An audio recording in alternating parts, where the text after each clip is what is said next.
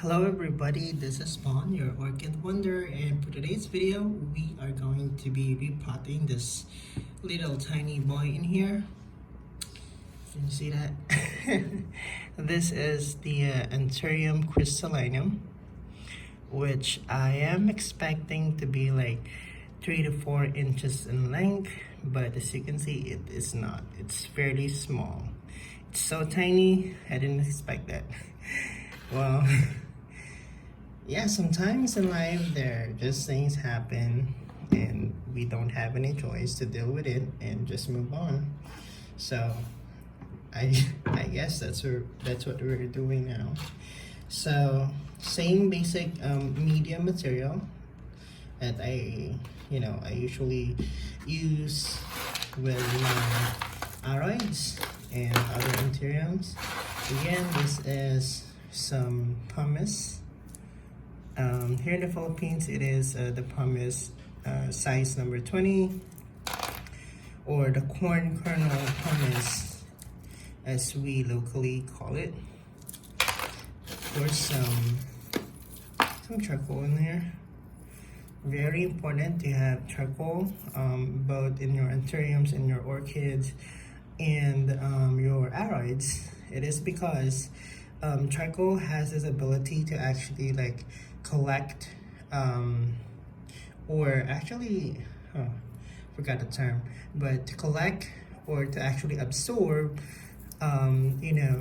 salt deposit in your media over time, and salt deposit or the salt residue using fertilizer. Sometimes or over time, salt deposit can cause too much acid that will actually burn the tips or the roots of your plant.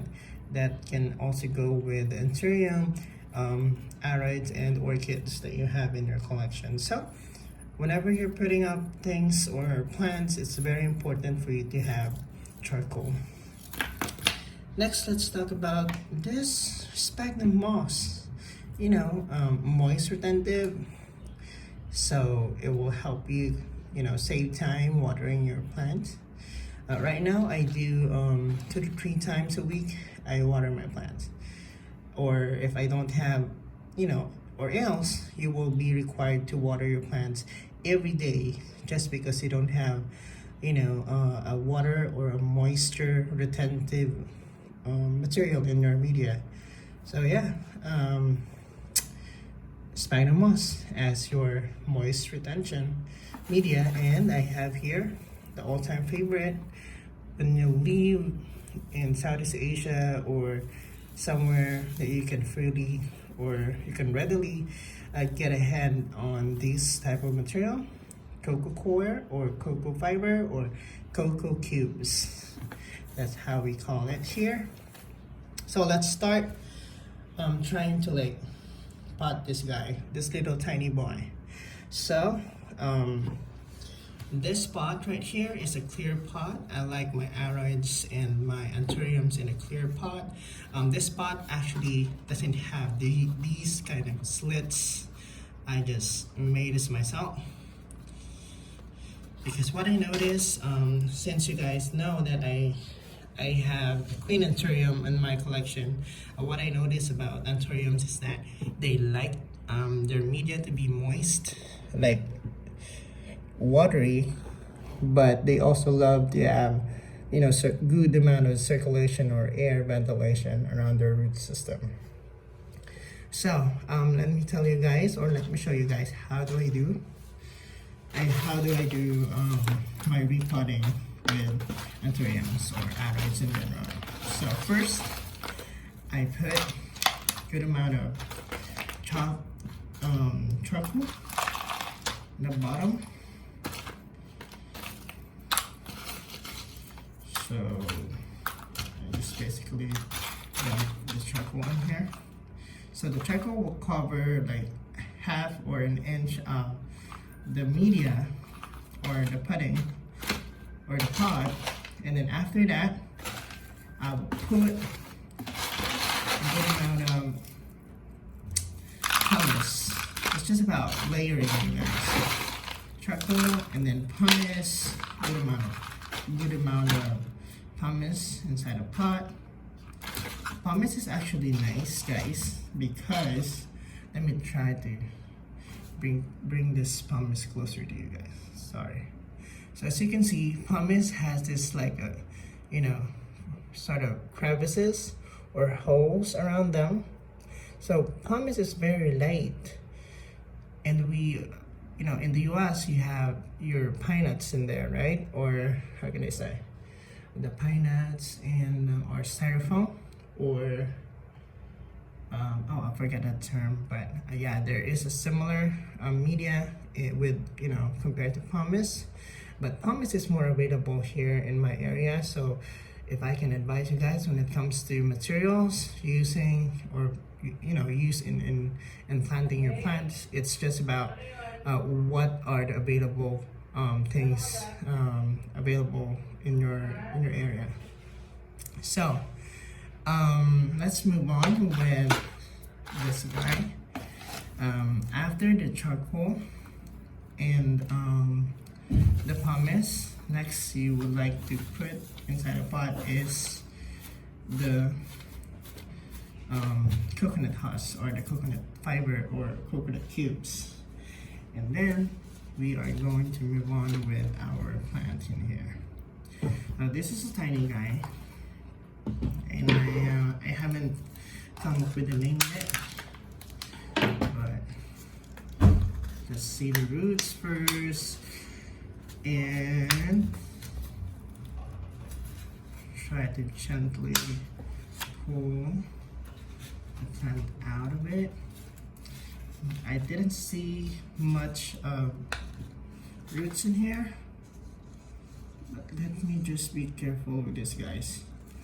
Let me focus a bit. Okay, well, I successfully pulled out the plant, and let me show you the root system. So tiny, doesn't have much roots, but there are roots that are trying to push out, and I guess that's a nice signal that I am having a healthy plant. Well, it doesn't look healthy a lot right now, but I have a lot of Anthurium in my collection, and I have been dealing with them. I have been dealing with their fuzziness for some time now, and I believe I will be able to be successfully, grow this. So what I like to do after I pull the plant out, I will just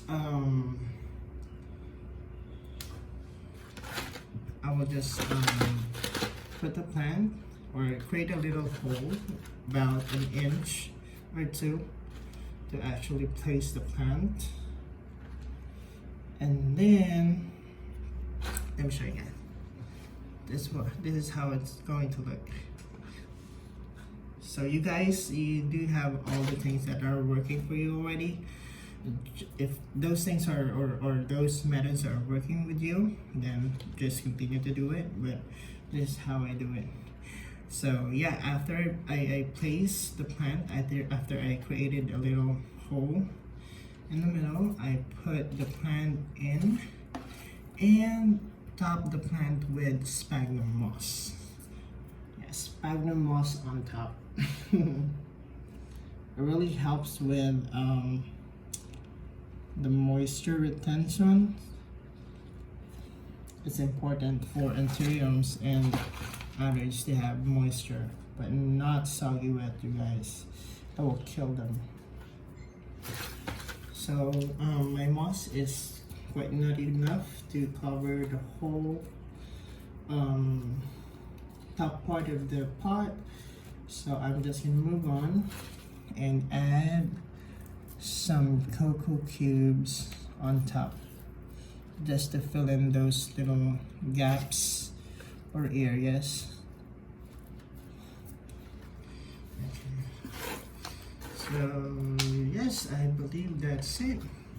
We just successfully repotted this tiny little Anthurium crystallinum, and I will be giving you an update, guys. If you have something to say or any questions about growing Anthuriums or aroids in general, you can drop down a comment there and I will try my best to answer those.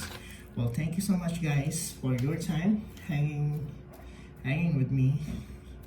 Appreciate it, and happy weekend.